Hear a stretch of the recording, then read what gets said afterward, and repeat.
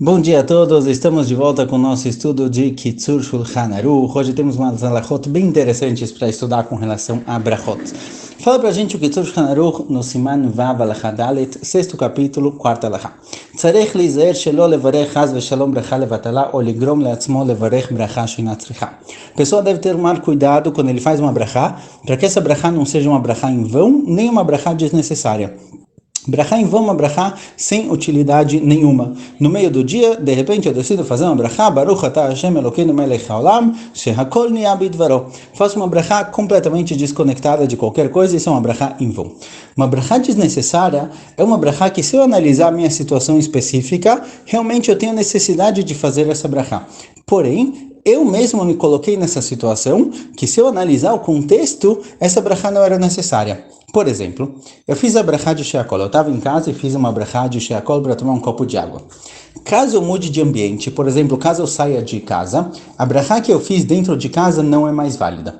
Então, o que acontece se, por exemplo, eu fiz a brachá de sheakol para água e falei, olha, eu quero fazer mais uma brachá. De novo eu quero fazer a brachá de sheakol. Eu vou para fora de casa e lá eu tomo mais um copo. Se eu analisar a minha situação fora de casa, então já que eu estou tomando água, eu preciso fazer brachá. Porém, se eu analisar o contexto, eu me coloquei numa situação que me obrigou a fazer essa brachá desnecessariamente. Nessa situação, isso é chamado de uma brachá sheina tzricha, uma brachá desnecessária. De qualquer jeito, as duas situações são proibidas. Existe uma discussão importante, que a gente vai precisar disso para a próxima alachá também, se a proibição é da Torá ou miderabanan. Se é uma proibição da Torá ou se é uma proibição rabínica. Por quê? De acordo com o Rambam, no momento em que você fala o nome de Hashem em vão, independente do contexto, a proibição é uma proibição da Torá. Se eu faço uma brachá, por exemplo, a brachá de sheakol, sem necessidade, ou em vão, essa brachá é uma proibição da Torá. Eu falei o nome de Hashem em vão. Já o Tosot fala o seguinte. O Tosot fala que, olha, é verdade que eu não precisava ter feito a brachá. Mas se eu analisar o nome de Hashem, eu não falei o nome de Hashem em vão. Eu falei o nome de Hashem em um contexto de uma brachá. De certa forma, eu dei uma brachá, eu abençoei, eu agradeci a Kadosh Baruch Hu. Tá bom que eu não precisava, foi desnecessário, mas no fim, as minhas palavras não são palavras em vão, são palavras de louvor. Então eu falo, tosse da proibição não é da Torá, mas é uma proibição de Rabanan. Mais pra frente a gente vai ver um caso em que a halachá vai ser diferente de acordo com essas duas opiniões. Continua o Kitzur Shulchan Aruch.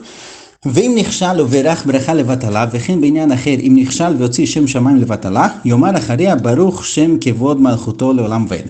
Caso a pessoa tenha feito uma brachá em vão, ou tenha falado o nome de Hashem em vão, sem motivo, no meio do dia ele acabou falando o nome de Hashem sem necessidade, como eu compenso isso, como eu conserto? Eu falo que aparece aqui na quinta linha, Baruch Shem Kevod Malchuto Leolam Vaed.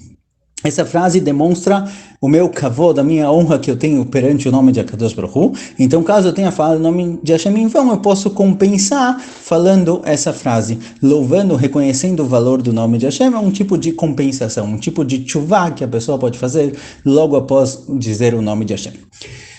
Continua o Kitzur Shulchan Aruch trazendo algo interessante. Se eu comecei a fazer a brachá, se eu fiz a brachá inteira, Baruch atah Hashem Elokeinu melech haolam, sheakol niya bidvaro, acabou. O nome de Hashem foi em vão. Porém, o que acontece se eu fiz só parte da brachá? Então eu falo que o Kitzur Shulchan Aruch é o seguinte: Vem miad leachar sheizkir et Hashem, niskar she'eno tzarech levarech, yisayem lamdin hokecha, shezeh o pasuk shalem, ve'ave kemo limud, ve'lo levatela. Se eu comecei a brachá, eu falei Baruch atah Hashem, e aí eu me lembrei, ei, peraí, não preciso fazer a brachá, eu já fiz. Ou não vou comer, não quero fazer essa brachá. O que eu faço nessa situação? Se eu só falei Baruch atah Hashem, tem uma forma muito boa de completar a minha frase que vai fazer com que o nome de Hashem não seja em vão. Se eu falar as palavras Lamdeni Hukecha, porque o pasuk Baruch atah Hashem Lamdeni Hukecha é um pasuk que a gente encontra no Tanakh. Então no fim eu falei um pasuk do Tanakh e não falei o nome de Hashem em vão. Então se eu falei só Baruch atah Hashem, eu posso completar dessa forma. Continua o Kitzur Shulchan Aruch, ומתחיל גם תיבת אלוקינו, ונזכר מיד לאחר שאמר אלוקי, ולא גמר לומר נו, יסיים ואומר ישראל אבינו מעולם ועד עולם. O que acontece se eu falei também, Baruch atah Hashem Elokei? Em vez de falar Elokeinu, eu não acabei a palavra, o nome de Hashem, eu falei Baruch atah Hashem Elokei. Aqui eu também tenho uma forma de completar, para que o nome de Hashem não seja em vão. Se eu falar Baruch atah Hashem Elokei, Israel avinu meolam ve'ad olam, que isso daqui também é um pasuk em Divrei Yamim. Então aqui também eu evitei falar o nome de Hashem em vão. Isso só não funciona se eu não falei a palavra Eloqueino completa. Mas no momento em que eu falei a palavra Eloqueino completa, acabou. A gente não tem nenhum passuco para completar. Então, aí eu falei o nome de Hashem em vão, volta para o que ele falou em cima, que tem que falar Baruch Shem Kevod Malchuto Leolam Vaed. Então a gente tem três situações. Se eu falei o nome de Hashem completo, Baruch Atah Hashem Elokeinu, preciso falar o Baruch Shem. Se eu só falei Baruch Atah Hashem, eu posso completar com Lamdeni Chukecha. Se eu falei Baruch Atah Hashem Elokei, eu posso completar com Israel Avinu Meolam Ve'adolam. Mikoma Kom Yomar Gam Bazeh Baruch Shem Kevod Malchuto Leolam Ve'ed, mesmo nos casos que a pessoa completou com um pasuk, fala o Kitzur Shulchan Aruch, mesmo no caso que eu falei Baruch Atah Hashem, por exemplo, e completei com Lamdeni Chukecha, porque eu percebi que eu não preciso fazer a brachá, mesmo assim se fala Baruch Shem Kevod Malchuto Leolam Vaed. Por quê? Porque apesar de eu ter falado um pasuk, no fim eu não estou aqui estudando realmente, não é que eu estou aprendendo, estudando esse pasuk, eu acabei falando meio que um pasuk em vão. Então, embora eu não fiz a transgressão de falar o nome de Hashem em vão, mas de qualquer jeito se fala o Baruch Shem Kevod Malchuto Leolam Vaed.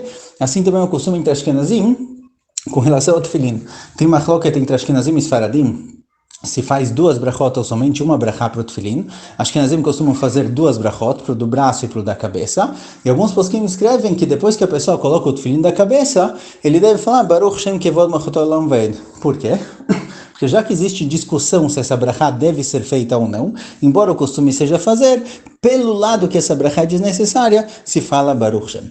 Próxima alahá, alahá rei. ברח על המים ושמע שיש מת בשכונה, ומנהג הוא לשפוך המים שבשכונת המת, מפני הסכנה מכל מקום, כיוון שברך ישתה מעט, שלא תהיה ברכתו לבטלה. O que acontece se a pessoa fez uma brachá para água, fez a brachá de Sheakol, e ele ouviu dizer que tem um morto na cidade antes de beber? Morto próximo à casa dele, chamado de Shchuná. Não é bairro exatamente como hoje em hebraico. Shchuná seriam as casas próximas à casa onde a pessoa faleceu. A casa da direita e a casa da esquerda. Dois prédios para a direita, dois prédios para a esquerda, ou andares mais altos e mais baixos, não tem esse problema, mas as pessoas da casa onde se encontra o falecido, ou nas casas próximas, existe um costume de não se beber a água que estava em copos ou em garrafas, por exemplo. Da torneira não tem problema, mas a água que estava lá exposta quando a pessoa faleceu. O que acontece então nessa situação? Por um lado eu fiz a brachá de Sheakol. Por outro lado, existe um costume de não beber essa água. Então o que eu faço? Eu fiquei numa situação complicada. Por um lado, se eu beber água, eu estou transgredindo o costume. Por outro lado, se eu não beber água, eu fiz uma brachá em vão, uma brachá levatala. O que eu faço nessa situação? Fala o Kitzur Shulchan Aruch, é permitido beber água. Porque a proibição de fazer uma brachá em vão é mais grave do que transgredir o minhag. Agora, isso acontece também em outros casos. O que acontece se, por exemplo, eu comi carne, esqueci que eu comi carne, algumas horas depois, 3, 4 horas depois, eu pego um chocolate e faço a brachá de Sheakol, chocolate de leite. Posso comer um pedaço de chocolate ou não? Por um lado, se eu comer o chocolate, eu vou estar comendo leite depois de ter comido carne, uma proibição do Rabanan. Por outro lado, se eu não comer o chocolate, a minha brachá foi em vão. O que eu faço nessa situação? Ou, por exemplo, eu acordo um dia de manhã que é jejum, esqueci que é Asará Betevet. Acordei de manhã, peguei um copo de água, fiz brachá de Sheakol, antes de beber eu me toco, peraí, hoje é jejum, não posso beber água. O que eu faço nessa situação? Se eu beber a água, transgredi o jejum. Se eu não beber a água, minha brachá foi em vão. O que eu faço nessas situações? Aqui vai depender da machloket, da discussão que a gente viu na alahá anterior, se a proibição de falar o nome de Hashem em vão dentro do contexto de uma brachá, uma proibição da Torá ou uma proibição de Rabanan. De acordo com o Rambam, e assim passar com o Shulchan Aruch, assim costumam os faradim, mesmo que eu falei o nome de Hashem dentro de uma brachá, se essa brachá não serviu para nada, não serviu para me permitir comer alguma coisa, essa brachá que eu fiz é uma proibição da Torá. Eu falei o nome de Hashem em vão e transgredi uma proibição da Torá. Nessa situação, mesmo que, por exemplo, eu tenha uma proibição de Rabanan na minha frente, é melhor evitar a proibição de Oraita do que fazer a proibição de Rabanan.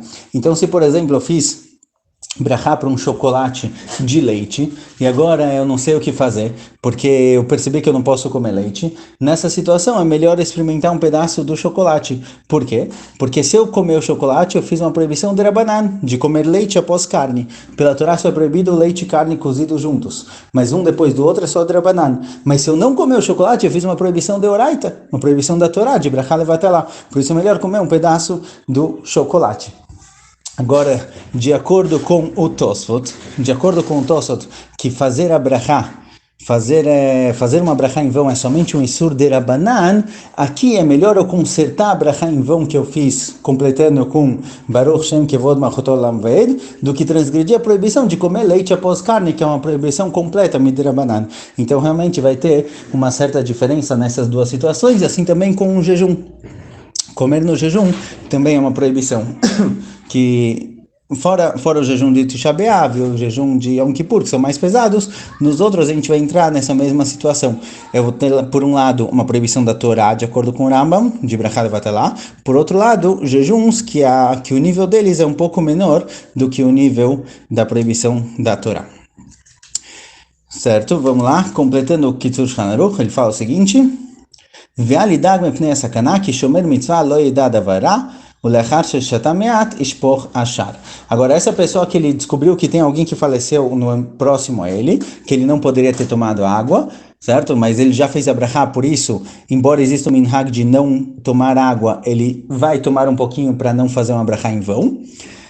Ele não precisa se preocupar com o perigo que geralmente tem em torno disso, porque já que ele cumpriu uma mitzvah, ele está bebendo essa água não só para satisfazer a sede, mas sim para evitar uma proibição da Torá de transgredir. Está escrito no Pasuk, Shomer mitzvah, lo yedá davará, alguém que está cumprindo uma mitzvah, ele não vai sofrer por causa disso, não vai acontecer algo ruim por causa disso, então ele não precisa se preocupar. Depois que ele bebeu um pouquinho, ele joga o resto. Somente completando aqui, com relação a alguém que fez uma brachá, por exemplo, para o chocolate, ele estava de carne e fez uma brachá para o chocolate. De acordo com o Rambam, ele tem que pegar um pedaço para não fazer uma transgressão da Torá de brachá levatalá. De acordo com o Tosfot, a gente falou que ele não deve comer e sim falar Baruch Shem Kevod Malchuto Olam Vaed. Existe uma terceira opção que aparece em alguns poskim, acho que é Nazim, que é colocar o pedaço de chocolate na boca, sentir o gosto e cuspir. Porque já que você não ingeriu, não engoliu, então você não realmente comeu carne, não comeu leite após carne, por outro lado, você sim sentiu o gosto e a brachá foi necessária. Com isso a gente acaba por hoje. Bezat Hashem, continuamos em breve.